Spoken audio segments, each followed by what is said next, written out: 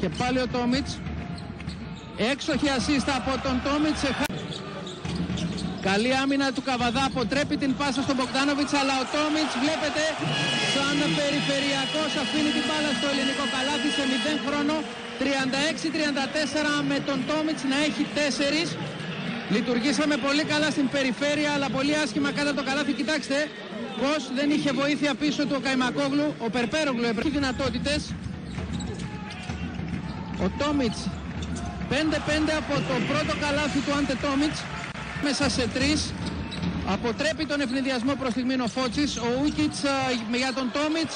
Η παρέμβαση από τον Μπουρούση και πάλι ο Τόμιτς. 38-30 επέστρεψε. Ο Ούκιτς εναντίον όλων, η μπάλα στα χέρια του Τόμιτς. Καλάθι και φάουλ ο Τόμιτς που πήρε σωστά τη θέση. Λιγότερο με την πλευρά που είναι η μπάλα, γιατί αυτό μας έδωσε πολλές λύσεις στην πρώτη περίοδο. Ο Σάριτς διστάζει για 3. Ο Σίμον, αλλά θα μαζέψει το rebound το Τόμιτς και οι Κροάτες μπροστά 43-41. Time out από τον Τάνη κατά κράτος στα rebounds. Υπολείπεται 14, 31-17 και έτσι πάει στο βρόντο η καλή της άμυνα που έχει οδηγήσει τους Κροάτες σε 13 λάθη.